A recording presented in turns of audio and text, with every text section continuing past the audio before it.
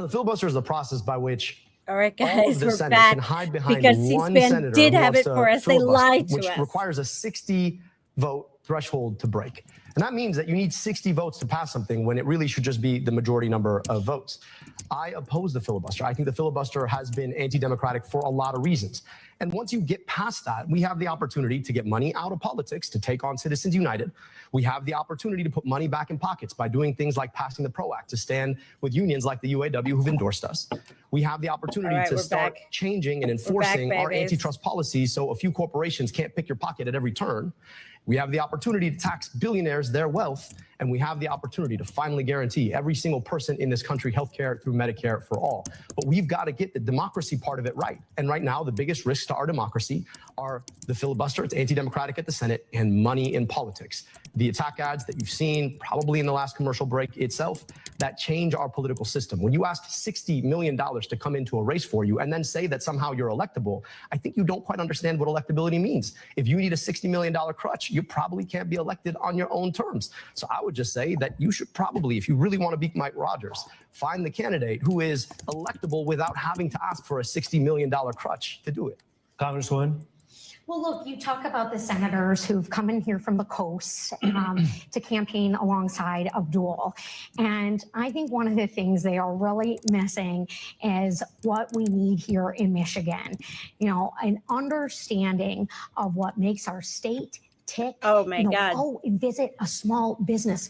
Go and talk to a Black-owned business. You know, I know it's great to host rallies and have these fun events, but everywhere I have gone, just because people want to see him doesn't mean he doesn't talk to business owners. To visit a weirdo. minority-owned business. I want to see my bill. Do you really think take an investment Abdul Sayed has not businesses? visited So things like what we any have minority-owned businesses, which is a national best practice. You think we can do that in Saginaw and Muskegon and Lansing? There's so much great economic development happening here, but our tax code and our tax dollars aren't working for us, which is why I have staked such a big part of my campaign on hope and equity so that every zip code gets equal investment. I have fought to bring these dollars into Pontiac, and I'm darn proud of it. You know, for the bridge and for youth recreation, we need to continue to do that across the state. And the people who aren't from here, who are so eager to campaign here, they should really come and spend some time with the residents and the people who I'm hearing from each and every single day. Look, there's a lot you mean to like be the proud of for UAW Michigan, president? but there is so much we could be doing to do more for folks. I believe your question. I just want to make sure that the viewer had their question answered, because I think it was about what was going wrong in the Senate, and we got this conversation about why senators should come visit, which is actually exactly what they just did.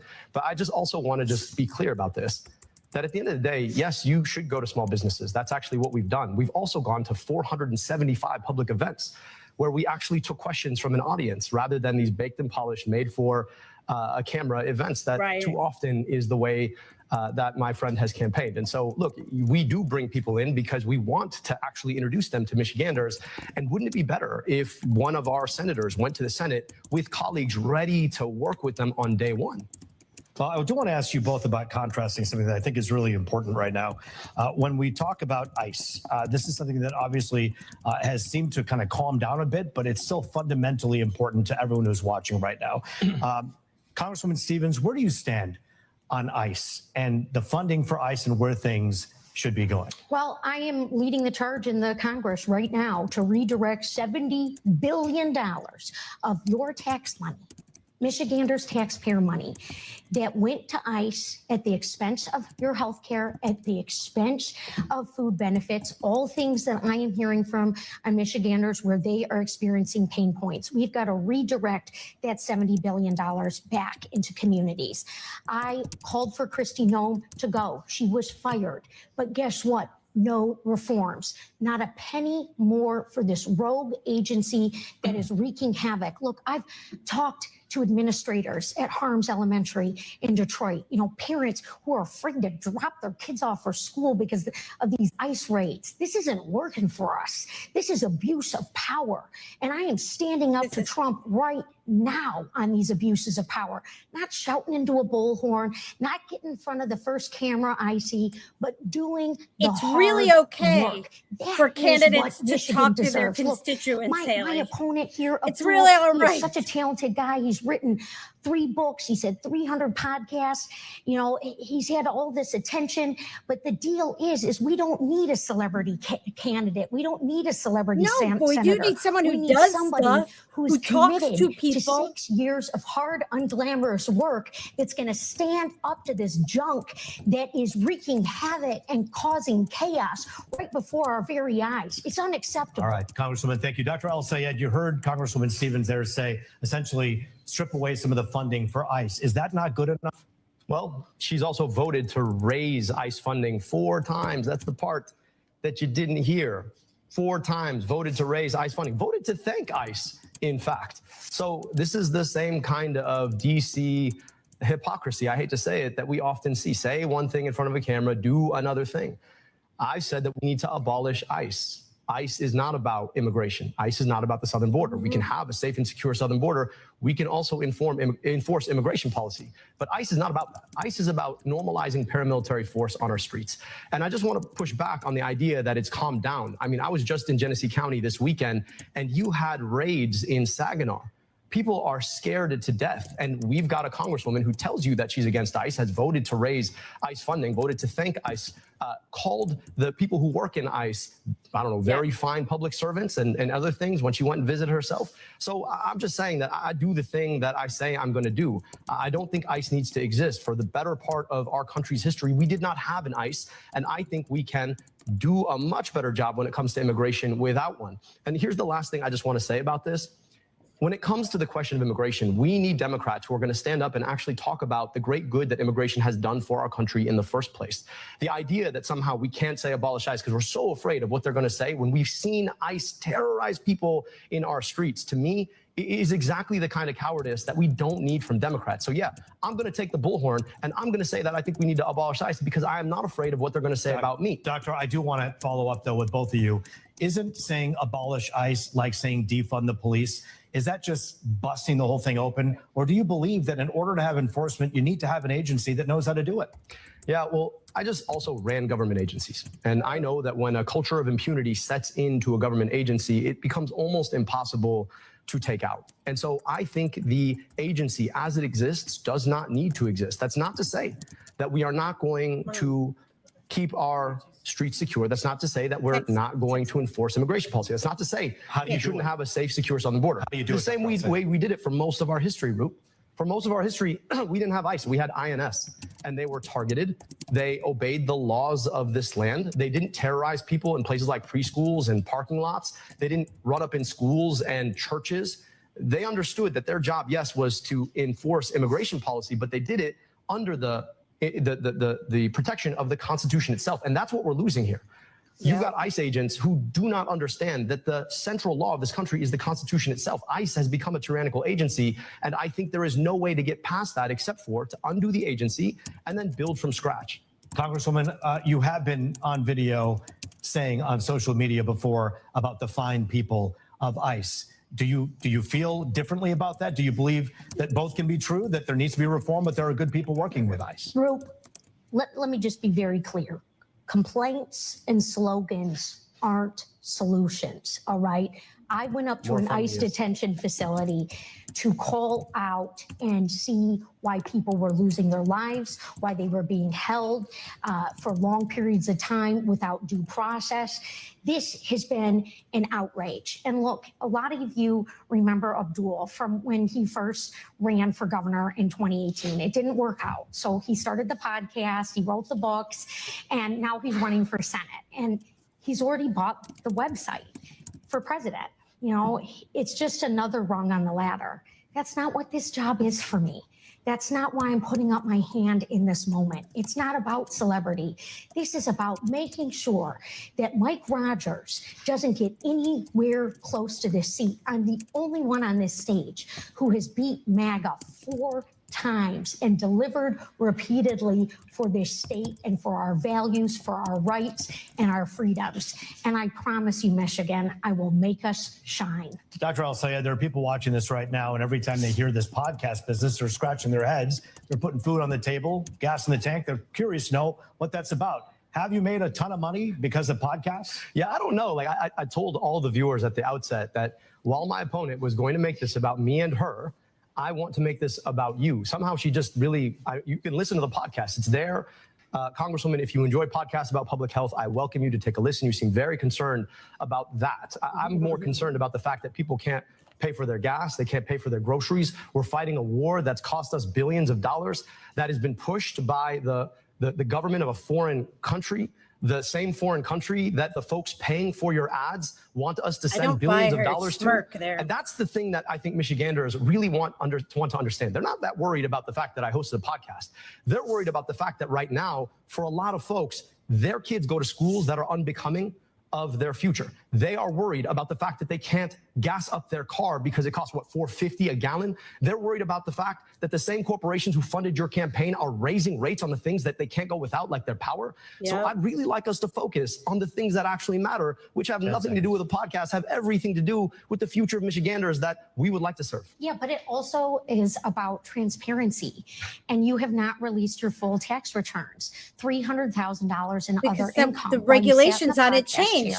And you hawked junk healthcare cures that RFK Jr. would thumbs up. You talk about getting money out of politics and putting money in people's pockets, but still no one knows who's putting the money in your pocket. You know, I have been transparent and I am offering, you know, real plans to address the cost of living crisis. We want to be able to tackle Donald Trump. And you're talking about what you did, but you also made some accusations here. Dr. El-Sayed, that is a question that some people may have that Congresswoman was talking about. Talk about the money and the financial disclosures. You were going to release them. We released all of our financial disclosures. Again, this is a distraction from the issues in your life. But not I'd love to talk about transparency. I really would.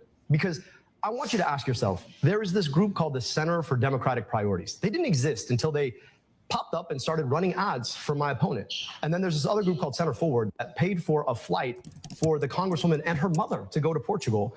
And they just released their donors. And then it's a whole bunch of shell 501c4 organizations. They're the folks who are literally putting money in our pockets right now to try and mis and disinform us about this race. And here's the thing about it. None of it actually makes your life better. Think about the $60 million that got spent in this race. What could $60 million do for a community in Detroit? What could $60 million mean for erasing medical debt? I'll tell you, $6 billion it could erase, but they want to spend it to get the Congresswoman elected. Why? Because at the end of the day, they know that they're going to have a safe seat doing their bidding instead of yours. Every single dollar that DTE is spending is a down payment on knowing that they can raise your rates. Every single dollar that Blue Cross Blue Shield spends in this race is a down payment on raising your premium. All right. Every single dollar. Thank you, Dr. El-Sayed. I want to ask some more questions from our audience at home right now. You're texting us. I got them right here. The next question is, how will you ensure low-income communities receive equitable and adequate education? You've heard so many people say Michigan ranks 44th when it comes to literacy for fourth graders. We'll start with Congresswoman Haley Stevens. What are you doing now? What do you plan to do should you become senator? Well, we are certainly being robbed by Washington, D.C. and Donald Trump, who treats the Oval Office like a stock trade floor. This is why I want to end the corruption of seeing people who want to be celebrities or get famous or rich in office. I want to ban stock trading. Folks, I'm the only non-millionaire in this race. But let me tell you something about what I have worked on and what I am fighting for. Full funding for special education. You know, our public schools here in Michigan are getting the short end of the stick. And if we fully fund special education, we can meet the needs that a family in Royal Oak has talked to me about, where they feel torn about making sure that their child with special complex medical needs actually gets the education they deserve. This is also why we have to expand Medicaid, not just reinstate the cuts that Donald Trump cut. we have got to expand these programs. And I consider myself a warrior for public education. And this is also why I have written legislation and why I'm leading the charge to redirect grants to go into the profession of education, just like my father was. He was a first grade teacher in the city of Detroit. You're going to redirect doing some reading grants, and that's how recovery, you're going in to fix addition to running education? his small business. And so I want to see more people I don't know, man. go into that I profession, come from go a into our family of public teachers, schools, and that is going to Thank you. certainly solve a lot of problems for us. Dr. Al-Sayed, you heard the Congresswoman say redirect grant money. Is that part of the solution here? What do you think? You know, you asked a really important question about education. I'd like to answer that question. I'm proud of the fact that the American Federation of Teachers has endorsed me in this race. And they've done it because I'm a proud product of public schools. I know what it's like to walk into a public school in Detroit in January, and kids are bundled up because the boiler's broken, trying to learn how to read. You talk about a literacy crisis. How do you learn how to read when you have to wear a coat in the middle of the day? We put glasses on kids' faces specifically because we knew that it doesn't matter what's happening on the blackboard if you can't see the blackboard. But we need to radically rethink how we do public education in this country. We are not invested nearly enough. I want to tie the support for public education through the Department of Education, which, by the way, needs not just to be brought back, but fully invested in. Right. I want to tie that funding to the Department of Defense. So when they try to raise the Department of Defense budget, we're going to make sure we're invested in public schools too. I also think that the way that we have funded local education, specifically school buildings, has too often ported the historical racism of the past. Right now, we fund school buildings based on property tax. Property tax is a function of property value. Property value is a function of who's been able to live where as a function of redlining from the past. And when we say that that same process should be patterning the social mobility of the future through public schools, that's a real problem. But I just want to say this. I actually agree with the Congresswoman on one really critical thing. We are being robbed. The money that we should have to invest in our schools is being sent to foreign governments to destroy other people's schools instead of investing in our own. And that is exactly what AIPAC wants you to do and why they're spending so much money to get the Congresswoman. Dr. Al-Sayed, Congresswoman, it's one point in which at least partially you agree on. As one of you will be taking on Mike Rogers, people want to know, what are the defining differences? This next question comes to us from a young person herself who actually is a student in Detroit, a college student. And we thank you so much, Kimora, for being with us here today. What's your question to the candidates? Thank you. Good evening, candidates. My name is Kimora Riddick, and I'm a Wayne State University junior studying broadcast journalism. And my question is about the wildfires. So the wildfires from Canada deeply affecting Michigan's air quality, especially in Detroit. What environmental measures are you planning to decrease the dangers of air pollution? Let's start with Congresswoman Haley Stevens. Yeah, well, it is so great to have a student from Wayne here. I've just treasured working with that university in their science. She's not ready to answer anything about environment. And that is very much at the heart of why we need good climate policy, not the junk science that we are getting from the Trump administration. And let me tell you what It does not look like she's ready to One, answer this question. To cut the carbon emissions. We've got to lessen our dependence on big oil and gas. Investments like I secured in our clean energy future, so that from Marquette to Detroit, we were evolving and moving forward. You know, that has been stripped away by Donald Trump, and that's not right.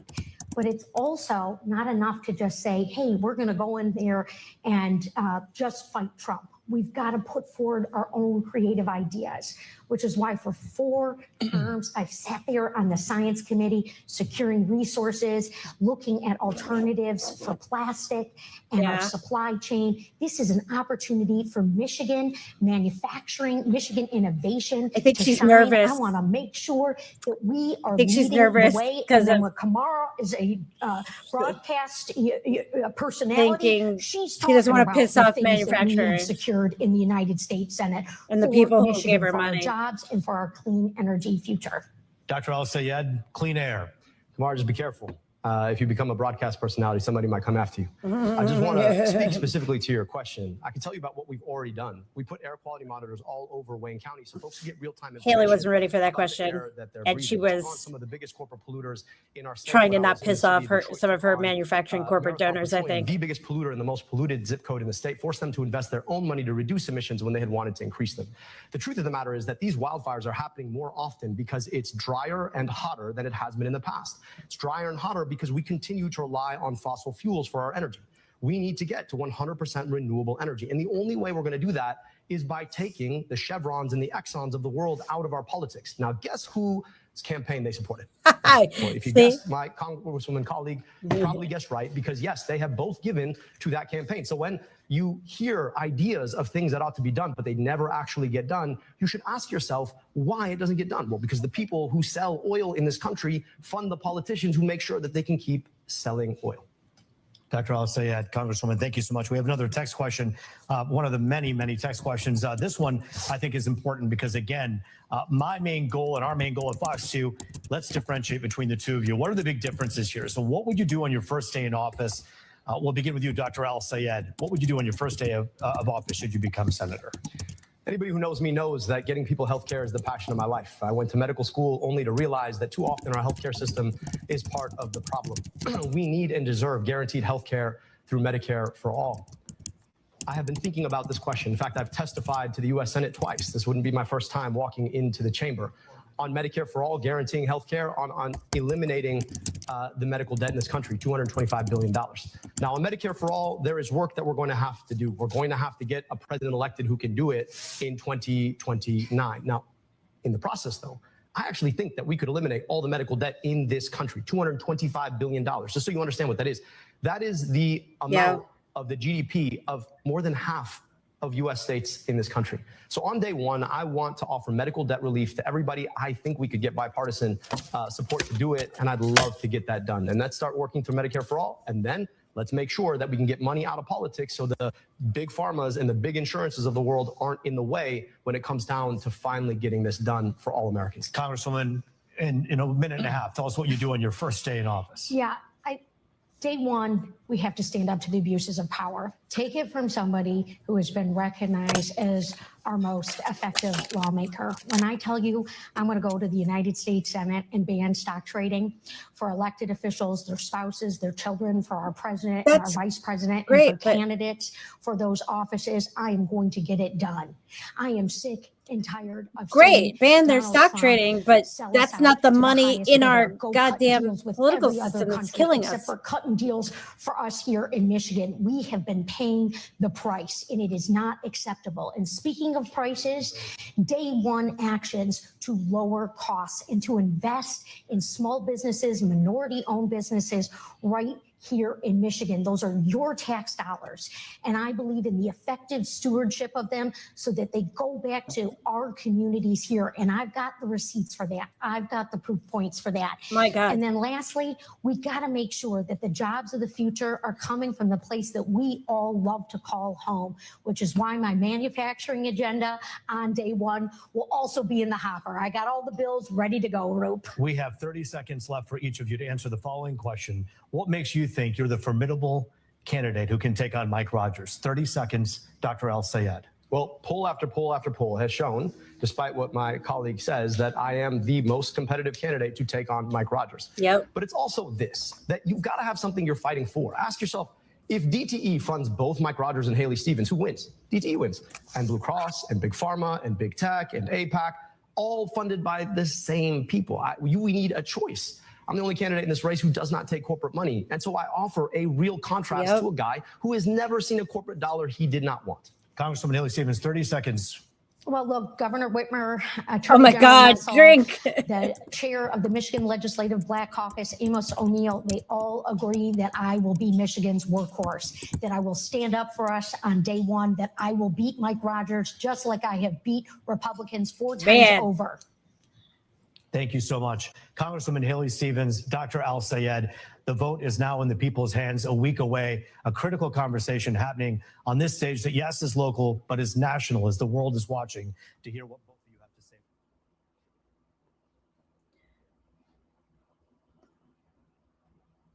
Hey guys, thanks for everybody who jumped back in once we realized C-SPAN was going to carry it. Sorry, we had to chop it into 2 parts. And I believe the Michigan early voting is open for several more days.